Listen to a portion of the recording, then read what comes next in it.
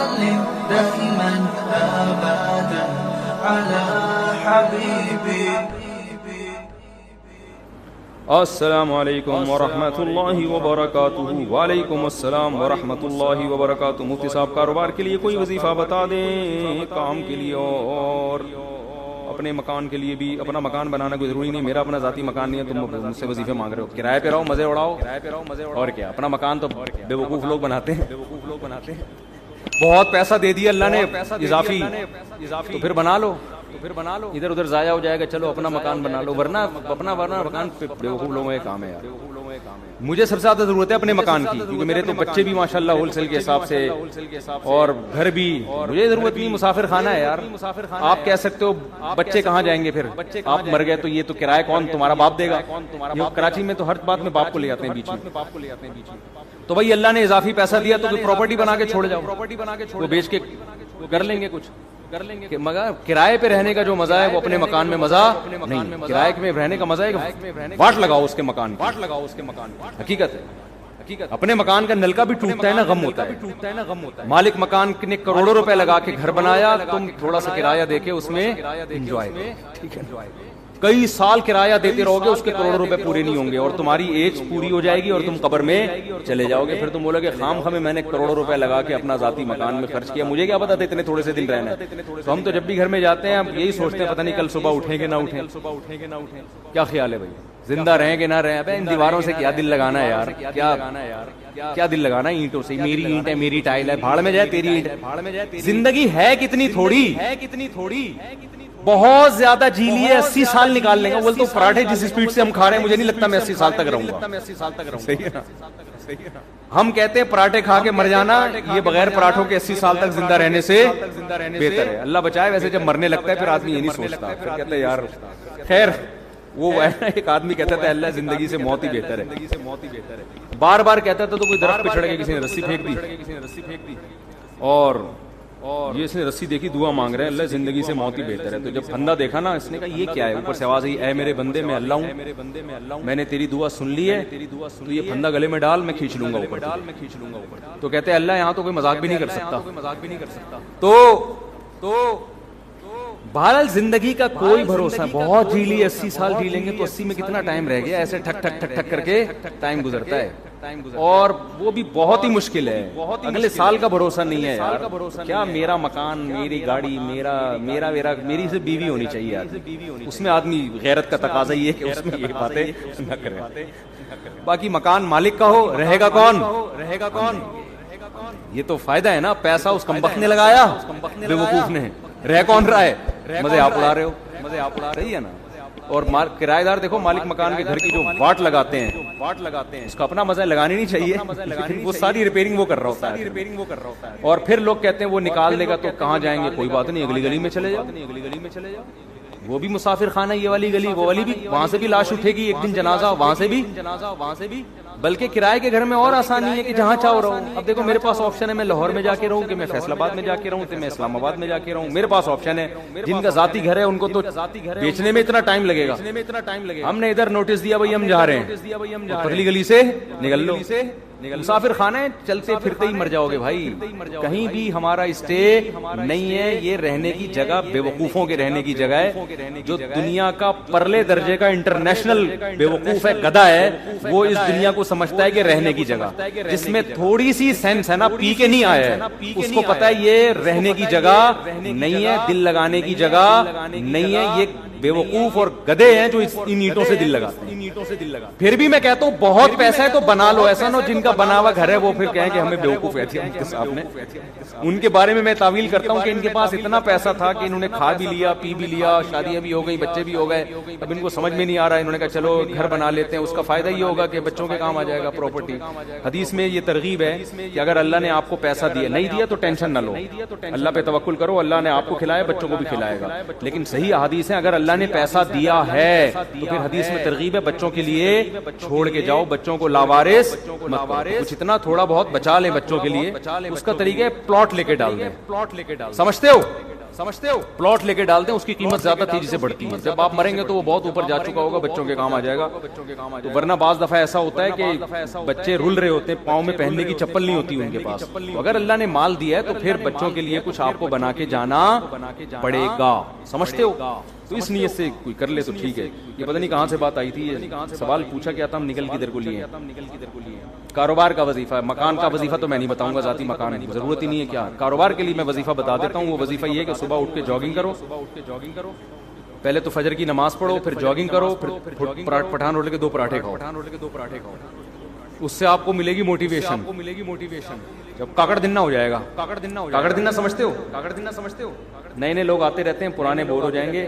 دیکھو قوالی جب شروع ہوتی تھی نا، شروع میں آرام سے چلتا ہے، قوالی میں آرام سے چلتا ہے نا، ایک ہی سر میں ہوتے پھر کاکڑ دن ایک دم جوش میں آتا ہے. تو کاکڑ دن کا مطلب یہ ہوتا ہے ایک دم ہٹو بچوں کام ہو جائے اور ایک دم طبیعت میں جوش آ جائے. تو صبح فجر کی نماز پڑھو، پھر اس کے بعد کرو طبیعت سے جاگنگ، خوب پسینہ نکالو. پراٹھے نہیں کھاؤ، جو مرضی کھانا ہے کھا لو. اس تو ہو جائے گا، کیا ہو جائے گا؟ کاکڑ دن. آپ کی اسپیڈ بڑھ جائے گی. پھر آپ پلاننگ کرو میں نے کرنا کیا ہے. اور تہجد میں 2 رکعت پڑھ کے اللہ سے دعا بھی مانگ لو کہ اللہ مجھے رزق دے. حدیث میں آتا ہے اللہ تعالیٰ رات کے آخری حصے میں آسمان دنیا پہ آ کے کہتے ہیں حل میں مسترزقن ارزق لا، کوئی ہے روزی طلب کرنے والا میں اس کو روزی دوں. وظیفوں میں ٹائم ضائع کرنے کے بجائے اس وقت 2 رکعت پڑھ کے اللہ سے کیا مانگ لو؟ روزی مانگو. ہمارے یہاں کیا کرتے ہیں، میں کسی کو بتاتا ہوں نا تہجد میں 2 رکعت پڑھ کے اللہ سے روزی مانگ لے. وہ تہجد میں 2 رکعت پڑھنے کے لیے اٹھتا ہے، اس کے بعد پھر سوتا ہے، 1 بجے اٹھتا ہے. پھر تو اللہ کیا کہے گا، مانگ تو روزی رہا ہے، کام سارے نحوست والے کر رہے ہیں. روزی کو دھکا دینے والی بات ہے نا. جو 1 بجے سو کے اٹھے گا اور کراچی میں 2 بجے کسی کو فون کرتا ہوں، کہتے ہیں میں ناشتہ کر کے آ رہا ہوں دوپہر 2 بجے. میں کیا کر کے آ رہا ہوں؟ ناشتہ کر کے آ رہا ہوں. تو کاروبار گیا کہاں؟ دل. آپ کہہ سکتے ہو کہ میں فجر کے بعد جاگنگ کر کے رات کو تہجد میں 2 رکعت پڑھ کے اللہ سے دعا مانگوں گا، پھر فجر کے بعد جاگنگ کروں گا، پھر آپ کے مشورے پر 2 پراٹھے کھاؤں گا. وہ کاکڑ دن 2 پراٹھے، یہ ویسے ہی کہہ رہا ہوں نا، مزہ آتا ہے کہنے میں یار، پتہ نہیں کیوں پراٹھے. باقی آپ جو مرضی کھاؤ، پراٹھے تو نقصان دیتے ہیں لیکن جو مرضی کھاؤ. اس کے بعد پھر میں جب یہ سارے کام کروں گا، میں دکان جاؤں گا تو میرے علاوہ کوئی بندہ شاپ پہ ہوگا ہی نہیں. تو کاروبار کیسے چلے گا صبح؟ صحیح حدیث ہے بورک لامتی فی بکورہا، اللہ نے میری امت میں صبح کے وقتوں میں برکت. یہ میری بھی روٹین خراب ہوئی ہے، میری اپنی روٹین بھی خراب چل رہی ہے کراچی کی وجہ سے، لیکن اس کو سیٹ کرنے کی ضرورت ہے. تو صبح حدیث میں آتا ہے اللہ نے برکت رکھی ہے. اب لوگ کہتے ہیں ہم جب صبح دکان پہ بیٹھیں گے تو ہمارے علاوہ اس پوری کائنات میں کوئی بھی نہیں ہوگا، تو کسٹمر ہوگا ہی نہیں، تو کاروبار چلے گا کہاں سے؟ تو بھائی صبح اٹھنے کا مطلب ضروری نہیں کہ دکان پہ جا کے بیٹھ جائیں. صبح آپ کاروبار کی پلاننگ کرنا شروع کر دیں. آپ انٹرنیٹ پہ بیٹھ جائیں کہ یار کیا چیز پروڈکٹ مارکیٹ میں چل رہی ہے جو سستی اٹھا کے مہنگی بیچ سکتا ہوں.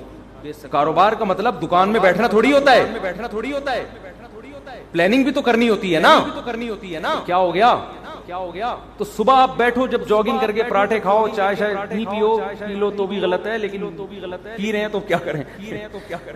تو جب آپ بیٹھ گئے تو اس کے بعد پھر آپ کیا کرو؟ پلاننگ کرو. پلاننگ کیسے کرو؟ ایک ڈائری لو اور پین لو. دیکھو یہ انسان کی نیچر ہے، میں نے بارہا تجربہ کیا ہے. موبائل کی ڈائری میں جب آپ پلاننگ کرتے ہو آپ کا دماغ نہیں چلتا. یہ کچھ قدرت کی طرف سے یہ ہے. دماغ انسان کا جب ہی چلتا ہے جب اس کے ہاتھ میں قلم ہو. اٹھائیے نا، قرآن میں بلا وجہ نہیں اٹھا لی. میں نے دیکھا ہے کہ میں اگر کمپیوٹر پہ کچھ لکھ رہا ہوتا ہوں نا، کوئی دماغ جیسے کتاب لکھنی ہے، کوئی مضمون لکھنا ہے، زیادہ دماغ نہیں چلتا کمپوزنگ میں. ادھر آپ نے پین اٹھایا اور ڈائری اٹھا کے لکھنا شروع کیا، دماغ چلنا شروع. پھر اس کو بے شک کمپوز کرا لو بات. تو آپ پین اٹھاؤ، ڈائری اٹھاؤ اور لکھو کہ یار میں نے کاروبار کرنا کیا ہے. ہو سکتا ہے 6 ہفتے تک آپ سوچتے ہی رہو اور آپ کی سمجھ میں کچھ بھی نہ آئے. تو پھر آپ یہ سوچو کہ میں اپنی سمجھ میں لانے کے لیے کیا کرنا ہے پہلے میں نے، کہ میری سمجھ میں کچھ آئے. تو آپ یہ جملہ لکھو گے سوچ بچار کے کہ یار اس کے ماہرین سے میں نے مشورہ لینا ہے. سمجھتے ہو؟ میں نے کیا کرنا ہے کباڑ کا کام ہے آپ کا, تو کباڑ کے ماہرین سے کیا کرنا ہے, مشورہ لینا ہے. وہ مشورہ دیں گے نہیں آپ کو. پاکستان میں ایسا ہوتا ہے کہ کسی کو بزنس آتا ہے تو مشورہ دے گا نہیں, دے گا تو غلط مشورہ دے گا. جب آپ اس کے پاس جاؤ گے کہ کاروبار چل ہی نہیں رہا, رو رہے ہیں یار ہم تو کچھ ہے ہی نہیں, حالانکہ کروڑوں روپے کما رہا ہوگا, اس کو یہ ہوگا کہ یہ بھی نہ شروع کر دے گا. تو پھر آپ نے یہ لائن کا اضافہ کرنا ہے کہ مشورہ نہیں لینا, اس کو کاروبار کرتے ہوئے میں نے تو شیر شاہ مارکیٹ میں جاؤ, دیکھو کباڑ والے کیا خریدنے, یہ سارا سروے کرنا ہے میں نے. یہ سب چیزیں ڈائری میں, جو چیز سمجھ میں نہیں آ رہی تو وہ سمجھ میں کیسے آئے گی اس کے لیے الفاظ لکھو. سمجھتے ہو, اس سے انشاءاللہ وہ جو آپ نے تہجد میں دعا مانگی تھی اس کے اثرات ظاہر ہونا شروع ہونا. تمہارا باپ بھی کاروبار, پاکستان میں جس کو کاروبار نہیں کر رہا نا وہ دنیا کا بہت بڑا بیوقوف ہے. یہاں گورے آ کے کر رہے ہیں کاروبار. ایک گورا کراچی میں ہے, اس کا کبھی میں انٹرویو لوں گا انشاءاللہ, مسلمان ہوا ہے وہ. اس نے کہا ہے کہ کراچی جس کی آبادی کتنے کروڑ ہو گئی, 2.5-3 کروڑ, وہ تو گورنمنٹ غلط وہ بتاتی ہے, زیادہ آبادی ہے. 1-8 کروڑ تو ہمارے گھر کے افراد ہوں گے. تو اتنی آبادی ہے. مجھے ایسا لگتا ہے کراچی کی جو آبادی کو کاؤنٹ کیے, میرے بچے نکال کے کاؤنٹ کیے ہیں, مجھے ایسا لگتا ہے. تو اتنی بڑی آبادی میں تو بھی اگر کسی کا بزنس, یورپ تو ترستا ہے ایسی آبادی کے لیے, سمجھتے ہو, گورے ترستے ہیں یار ہمیں ایسا کراؤڈ ملے کہیں ہم بزنس کریں. یہاں گورے آ کے کروڑ پتی بن گئے کراچی میں. تو کراچی میں اگر کسی کا کاروبار نہیں چل رہا, اس کا مطلب وہ کاروبار کے علاوہ دنیا کا کوئی اور کام کر لے, وہ پھر کہیں بھی نہیں چل سکتا. میں نے صدر میں دیکھا گرمیوں میں ایک آدمی کولر لے کے بیٹھا ہوا ہے ٹھنڈے پانی کا, لاکھوں روپے کماتا ہے اس, کیونکہ صدر میں پانی چاہیے ہر آدمی کو, وہ کولر لے کے بیٹھا ہوا ہے, پلا رہا ہے, لے بھی پی لے سارا دن. 5 روپے کا پتہ نہیں 10 روپے کا گلاس بیچ کے اسی سے ٹھیک ٹھاک. گنے کے رس والوں نے پراپرٹیاں خرید لی ہیں یہاں پہ, گٹکے والے بحریہ ٹاؤن میں گھر لے رہے ہیں.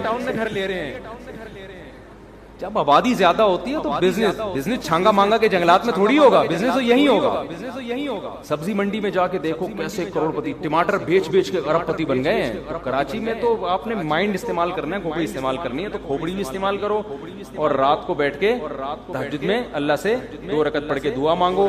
صبح دوڑو, اس لیے میں کہہ رہا ہوں کہ اگر صبح دوڑے نہیں تو پھر کیا ہوگا کہ سستی میں پڑے ہی رہو گے. شیر شاہ کون جائے کباڑ میں جا کے, اور اگر گئے تو کمر میں درد, گھٹنے میں درد. اور اس نے کہا کہ یار یہ ذرا اسٹیل تھوڑی سی اٹھائی, اور جس زاویے سے اٹھائی قیامت تک کے لیے ویسے ہی ہوگا.